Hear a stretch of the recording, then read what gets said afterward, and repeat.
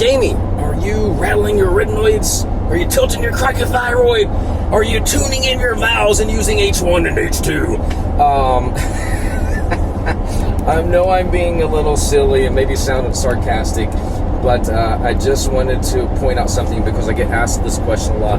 Why don't you talk about this and voice science? Hey, that's not me. I've been teaching for 27 years, and I didn't need to say that's a false chord scream or that's a arytenoid rattle, or you're tuning this format or that format to help singers find their voice. In fact, I remember saying to James LeBrie from Dream Theater, like, hey, you got to tilt your cricothyroid. And he looked at me like I'm stupid. He's like, what? That's ignorant. And I'm like, exactly, it's going on. So with that said, there is nothing wrong with learning vocal anatomy and vocal science. In fact, I think it's a great idea. If you're a singer and you want to know about your anatomy, you should definitely study it. I studied with John Henny and learn about voice science through him. He really breaks it down.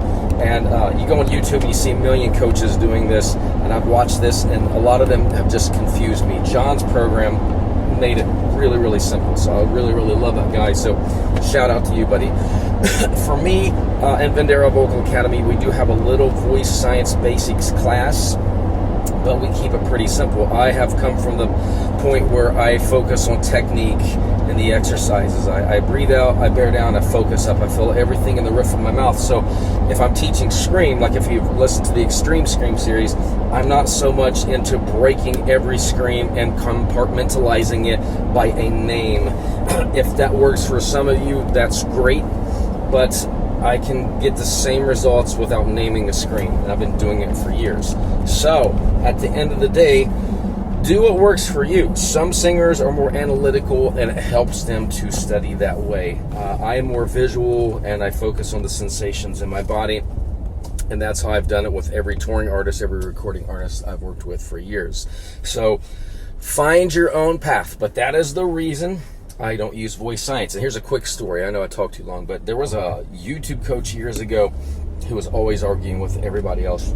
I'm not into that. I wasn't seeking YouTube fame.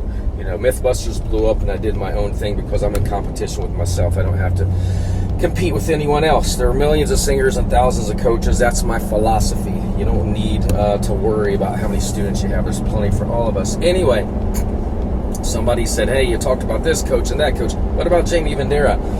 So he checked out a few of my videos. He's like, he doesn't even talk about voice science, so he can't be good.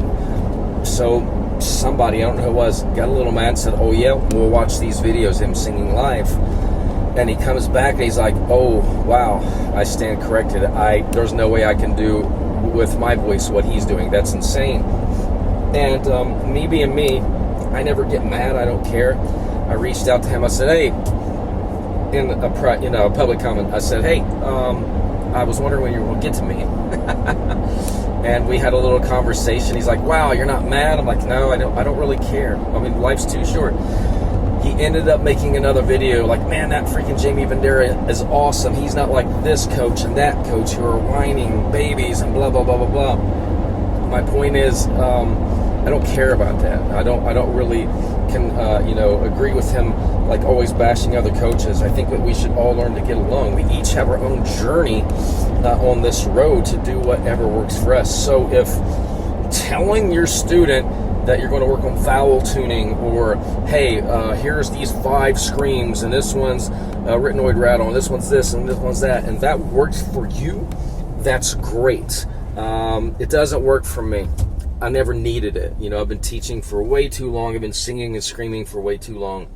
And if you check out my Extreme Scream programs, which have been around for well over a decade, you'll see one of the easiest ways to learn how to scream without hurting your voice. And guess what? It all boils down to breathing, support, and placement, because we don't have to make it difficult.